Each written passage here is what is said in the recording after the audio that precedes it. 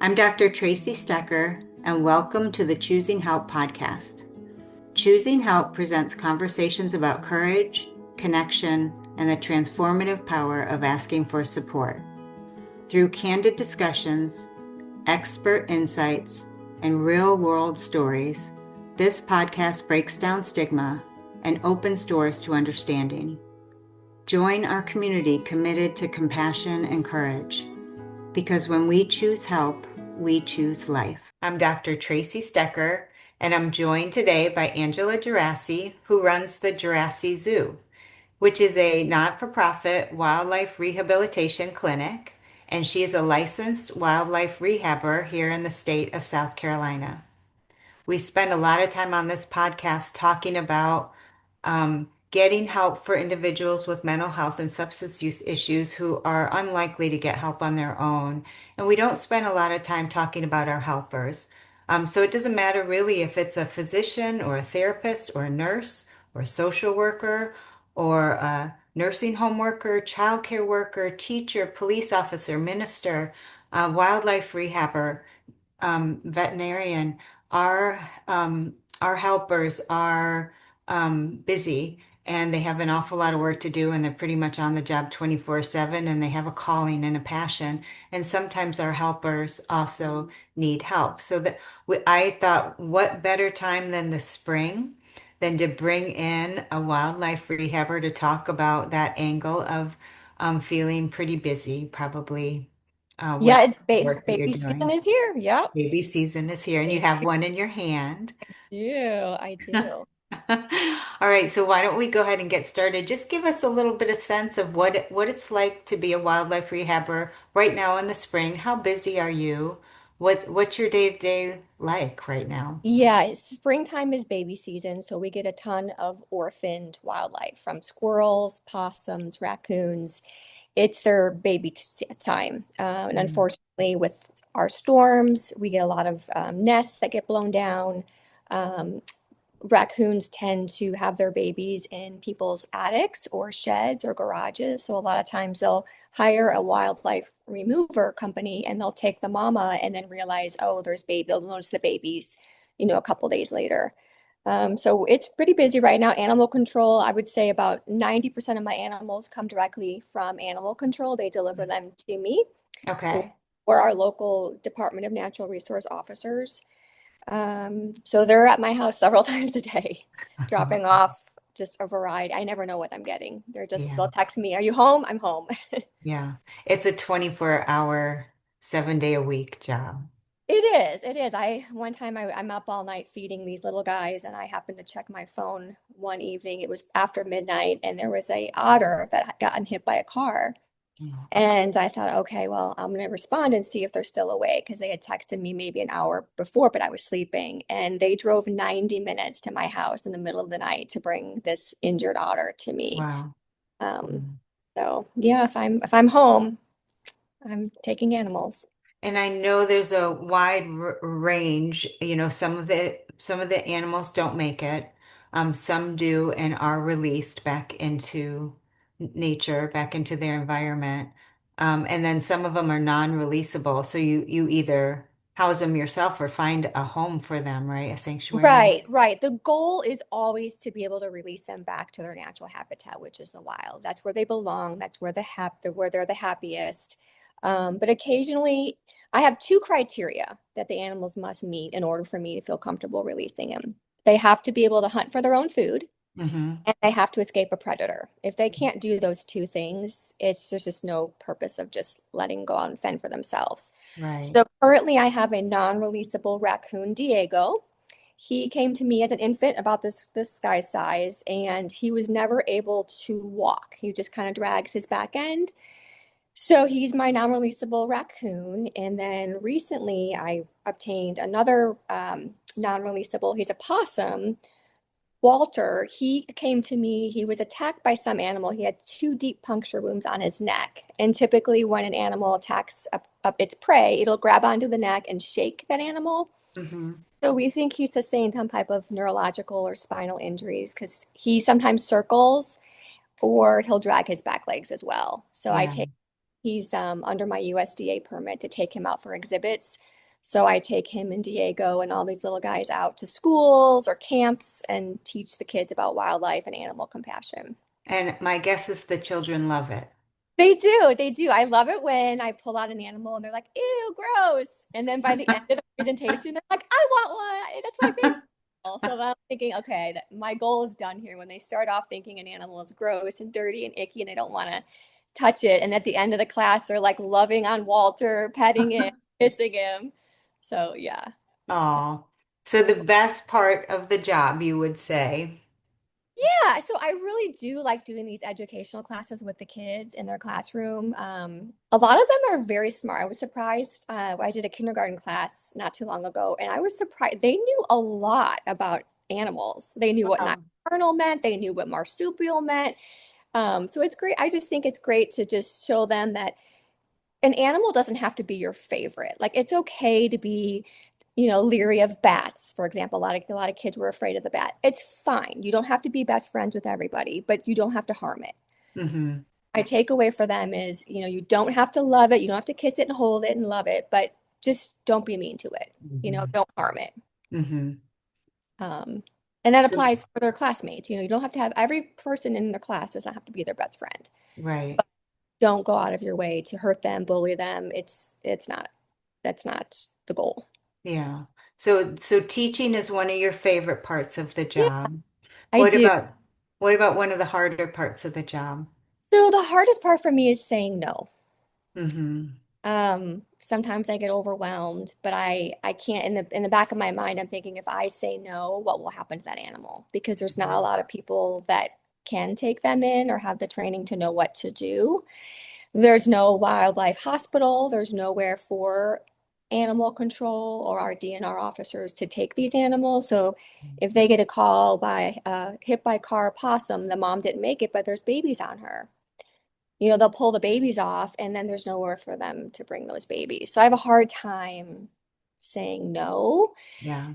But then on the same, there's a point where I'm not happy with the care I can give every animal. Like there's a Hmm. level that I like to hit as far as like the care I can give. So I feel like sometimes there's a fine line of balancing. Am I doing a good enough job on my standards by taking in more animals? Like what's better to take in more but give subpar treatment care, Right. like just Yeah. six, or say no, and those animals aren't going to make it, but the ones you do have, will be thriving. Yeah. And I don't have an answer to that. Yeah. But is the hard part for you is saying no. Saying no. Yeah. Yeah.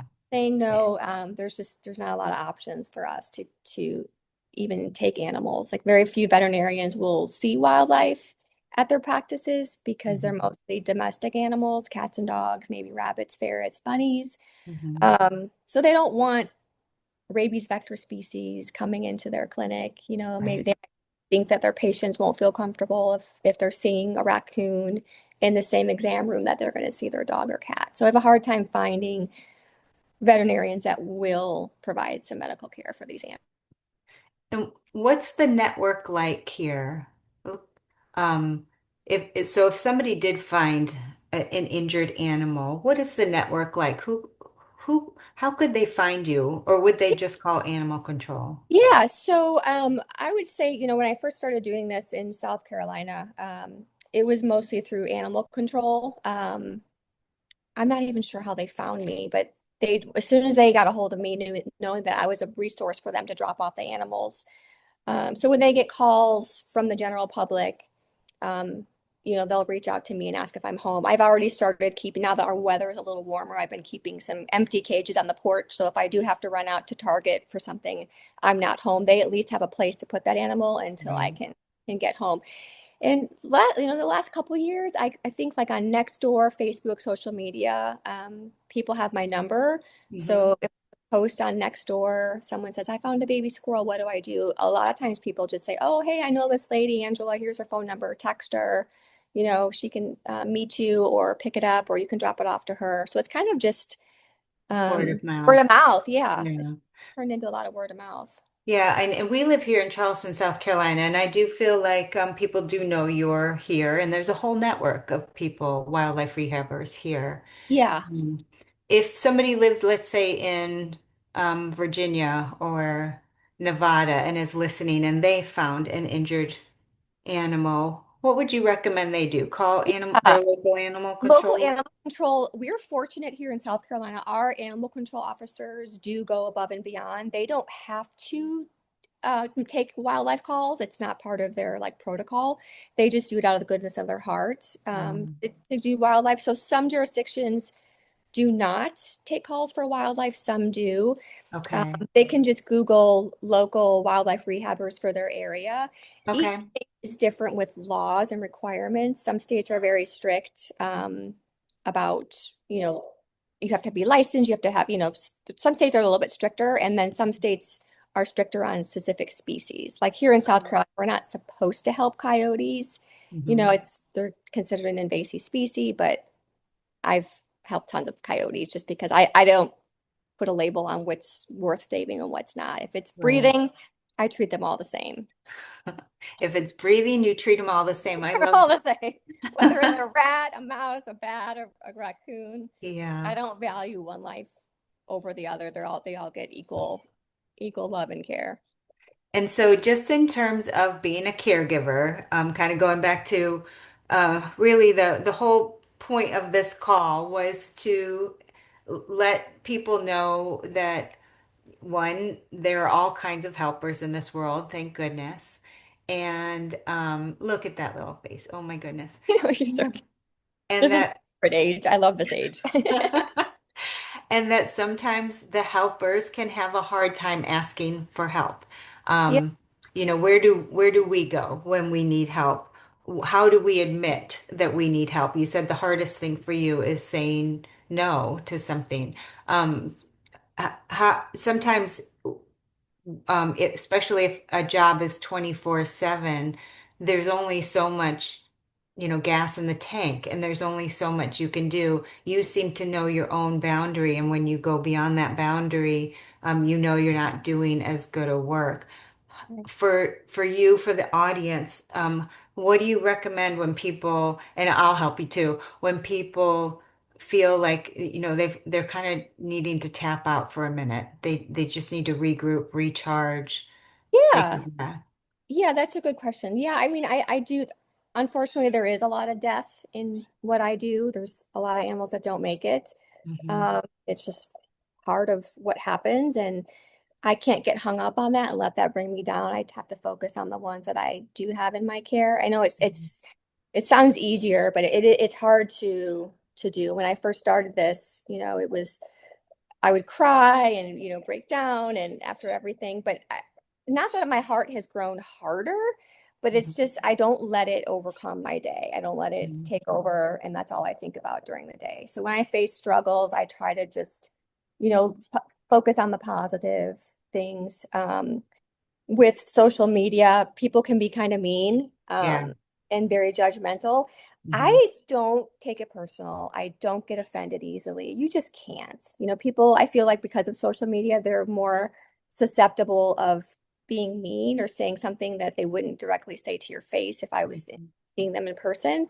Hmm. Um, so I welcome all comments on my social media, the good, the bad, the ugly. Hmm. Sometimes people just need to say something mean to make them feel better, and I'm not gonna let that get me down. I Hmm. look at it as, okay, they had to say that. It wasn't very nice, but maybe I don't know what's going on in their life. So I don't take those negative or mean comments personal. I always respond in a very positive, happy way.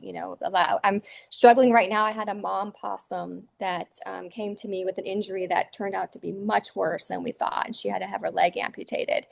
And it was a whole process. And there were several times where I thought I was going to lose her. So I got a lot of comments like, that's torture keeping her alive. Let her rest in peace. This is not humane. And I would respond, I'm like, I agree with you. I'm teetering, but on both sides of this. What's the right thing to do here? I said, I'm struggling with it as well. So I understand when it's hard for people to watch an animal in pain or have an injury. But what they don't see is, I can see her not giving up, like the animal. I could just, in my gut, I'm like, okay, she's a fighter. She's not Hmm. done. Like, I just Hmm. knew it in my heart. Otherwise, I have no problem. Like, if the humane thing to do is to euthanize an animal, I am all for it. I get it. That's the right thing to do. But for some reason with this one, I'm like, no, Mama P's not ready yet. Like I just knew it. So I just took those comments like, yeah, I sympathize with you. I also that has crossed my mind as well. Mm-hmm. Um, and who knows what her outcome will be. You know, she's fighting right now. She's happy. She's eating. She's pooping. The two things you want an animal to do. And she's very feisty. She's a picky eater. So she's just showing me more signs of life than she is giving up. And you kind of just have to take a break and do things that take your mind off. Like for me, it's baking cookies. You know, Mm-hmm. people are like, how is your relaxation like doing another job? Well, it's, I don't, you go from taking care of animals to baking cookies, like that's work. Why would you Yeah. want to cook and bake? But for me, Yeah. like decorating those cookies, I do it in a room in my house where there's no animals, like no animals are allowed in that space. Mm-hmm. So like no one can interrupt me, no one can bother me. It's just my time to just zone out and just focus on cookies. I usually listen to a true crime podcast. So it's like people are like, "You're listening to murder and crime." I'm like, "Yeah, that's how I relax, listening to people getting murdered. Like it's just, and then solving the crime. It's Yeah. that's just what I like. So that's just kind of what I take a break and just bake cookies for no reason. Yeah. Just cookies and give them to neighbors. Mm-hmm. So you just got to find that little thing that you like that gives you a break from what you're stressed about. And the other thing that you're saying that's really important is allowing yourself to take a break, allowing yourself to admit, even as a helper, even though it's life or death for these Yeah. animals, that you're there. Sometimes you just need a moment to bake some Yeah. cookies or Yeah. do whatever it is. Just Yeah. you I mean, there are times sleep. where I get in the car, I go to the McDonald's drive-through and I get a chocolate ice cream cone. And it makes my day. I mean, it's amazing how much that can turn around your day is a chocolate Yeah. ice cream cone. I mean, you Hmm. just do the little things. Hmm. Um, Focusing on the little things, focusing on the yes. positives. Yeah, Yeah. it's little things. Don't get hung up on, don't stress out over the little things. Like it's just not worth it to exhaust effort into something negative. Um, Even though people can be mean and cruel and say things, it's not worth it at the end of the day. It's just it's not worth it getting hung up on the little things or getting upset over the little things. Um, Is that Mama Possum? Because I have followed your social media on this possum. Is this Mama Possum? I mean, she's kind of famous all over Europe, Canada. That was not planned. So I post things. I try not to post like the gross stuff because my husband is very sensitive to that. Like he can't even look at a needle, he faints. He's horrible. So I try not to post the gross stuff because I know he's very sensitive to it. But I happened to post this mama possum because the injury was so much worse. Like the people that saw her when she first came in, she was walking on that leg. Oh. She was fine. And then 2 days later, once the anti-inflammatory meds kicked in, the bones were Um, sticking out. uh-huh. So it just went from just this little, I thought was a surface wound to a complete fracture of her leg with the bone sticking out. Mhm. So from that post, and then here's me not knowing how bad her injury was when she first came to me. That same day that she came to me, she had babies in her pouch that already had fur on them. And animal control dropped off some pinky possums. So those are little newborn possums that don't have fur, the eyes are still closed. They had found some on the side of the road and they were kind of beat up. Mom was hit by a car, didn't make it. They had bruising, some blood on them. And the best thing is to give them a surrogate mom. So here's me Okay. thinking, oh, she's okay. She's just got, a little leg scrape. And I'm giving her these babies, like, here's another. And she's taking them. So Mhm. from that post, it kind of just went viral. Mhm. Um, and then just people are following her journey from having a little surface leg wound to exposed bones from a fracture to having her leg amputated. And then, the vet and I made the call to put the babies back in her pouch. Well, then it opened up her stitches. Then she had to Mhm. go back back to the vet to have her stitches redone twice. Then we made the decision to pull her babies from her to let her heal. So you have people saying, no, put her babies back. No, take her babies away. It's like this battle of and I said, you know what? We did learn from this. It was not the right call to put her babies back because Mhm. it caused her more, but you don't know. You don't Right. know that. And I was like, Right. yeah, like it was, your decision caused her to have another surgery. I said, it did. You're absolutely, it did. And I feel bad. I agree with you. Mhm. And then she went from that to getting an infection. And then I thought, well, because I watched all these true crime documents, I'm like, maggots eat dead flesh. Let's order maggots. So I called up the vet and I found this company in California that manufactures these genetically modified maggots to treat human patients in hospitals, mostly Mhm. like diabetic patients with large open wounds. Okay. Well, you need a prescription for them. So I'm like, can you please order me these maggots from California? And she's like, you got it. So this company, they called me because like, you're a first for us. We've never shipped our maggots for a possum before. Can you, Mhm. show us videos? So my vet has never done that before. So we're just Mhm. winging it with these maggots. Mhm. And so all day I'm like checking the tracking on when these maggots are going to be delivered at my house because we were at this tennis event. And then the FedEx truck pulls up. I'm like, yay, my maggots are here. And then I had to get the maggots to the vet.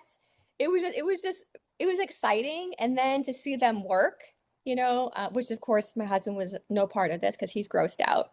So the maggots are doing their thing and eating all the dead flesh from Mama. And then I had to flush them out. So people have been following her journey from all over the world. Thousands, Yeah, thousands of Australia people. and Wales and like all these fabulous places that don't have possums. In Australia, they're like, we don't have possums. They're not a native species to our country.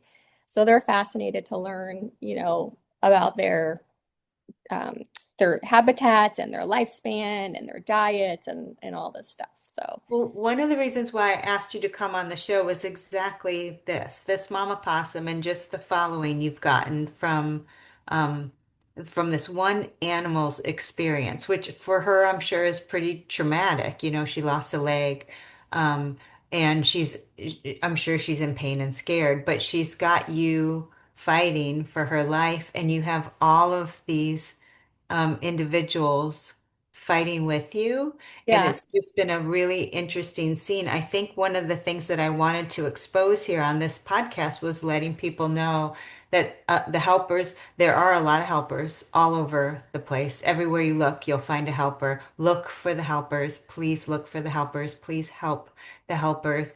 And that as humans, we're fascinated by the helpers.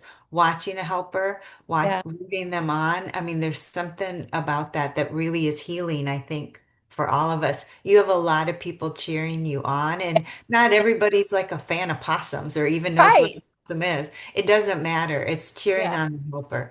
yeah, It's like the underdog. Like yeah. you're really fighting for the underdog, and we're all in it with you. Yeah, it was really sweet to see the comments where people are like, "Oh, I always thought they were gross and disgusting, but I'm, watching the progress and I can't wait to wake up in the morning and see the video of what she ate during the night, because she's a very picky eater. So it's sweet. I love it when people come in thinking, "Oh, this dirty, gross, disgusting animal that's," and then they end up loving her and can't wait Yeah. to updates. And there was one video where she started agonal breathing, and just like in humans, that's just once you reach that point, there's really no turning back. And Mhm. I went and checked on her. This is before the maggot therapy, and I thought, do I really want to record this? And I'm like, yeah, I want to give people a chance to say goodbye to her because she was actively dying with what I thought. Mhm. I mean, if you see the video, she's agonal breathing. I'm losing her. So I said my goodbyes. I recorded it. I took, I promised her that I would take care of her babies. And I shut the door and I'm like, okay, I'm at peace. I did my best. And I fully thought the next morning I would wake up and, she would be stiff and dead and that would be the end of the story. Mhm. He was alive, alert, and looking at me like, hey, where's my Where's food? my eggs? I was like, what? How did this happen? Mhm. But that day, earlier that day, I had shown her some of her babies. After we had pulled the babies, I had let her see a couple, and I thought, I wonder if that gave her hope. Like, Mhm. hey, I still have babies that might need me. Um, and I wasn't sure if that was the right call to do to show her babies or not. Would that make her sad when I took them back away? But I thought, at this point, sometimes you have nothing else left to lose. So I thought, I'll show her a couple babies. But yeah, that was a really rough, low moment because I thought, well, here all these people are watching her and they're going to wake up in the morning and she's not going to be with us anymore. Yeah. And she was. Yeah. So you just Yeah. Oh, you never know. So, and then I did get a lot of people saying, "I'm so sorry. I said that you should put her down," you know. And I'm like, I get it. That crossed my mind. Like I was right there struggling with you. Like, what is the best thing to do for her? But in this case, she's a fighter and she's waking up every morning and she's a very picky eater, which possums typically aren't, but she's she's something else. But Well, I think everybody who has watched, and hopefully you'll get some new people watching after this podcast, is inspired by you, even if they never, their path towards coping with stress or their interest has nothing to do with nature or animals. That's not the point. It's the helpers. There are so many helpers out there that are, it's a calling, and really committed, truly, truly committed with every cell in their body towards being a healer and being a helper. And I think calling attention to sometimes the helpers need help, and your transparency and your honesty and just your true showing of who you are as a human, it's just beautiful. And I'm it's, glad you were able to be here today with that little raccoon. thanks. Yeah, one thing I don't get invited much because my life is so absorbed in this. I really don't get Yeah. a chance to go out to dinner with friends or go for coffee, or my plans change last minute because I have something I'm waiting to be delivered. So it's Yeah. so nice to get an invitation. I was like, I got invited to something to do with an adult with humans because it just doesn't happen. You know, people like Oh, this assume I'm too busy, so they tend to not invite me anymore, thinking, oh, she's got her hands full, you know. yeah. So thank you. It was nice to be included in something adult. Yeah, well, thank you for being here. I think that, it was educational. I think it's been educational for me to watch your journey for sure, and totally inspiring. I think you are a healer and a helper, and I'm just truly, truly glad that you're here with us. Thanks. I appreciate it, Tracy. Any final words you want to say? Look at that little thing. I know. I know. He's so cute. This is the fun age, like when their eyes open and they start to play. And I have one kitten here that's just a single kitten, and she plays with the raccoons because she doesn't have any siblings. So they don't judge. You know, us humans can learn from interactions with animals is if Mhm. they can figure out a way to get along, so can we. Mhm. I Mhm. mean, it's not, Absolutely. we can all have different opinions and different likes and dislikes, but And it's okay. it's okay. It's It's okay. okay. It's all okay. So. I think that's a great way to end it. So thank you for Yeah. being here on Choosing Help today. If anybody is dealing with any mental health or substance use issues and needing help, or if you're a helper and you just need a tribe to talk to, please contact us at choosinghelp.com. Thank Awesome. you. Thanks, Tracy. Bye bye. Bye.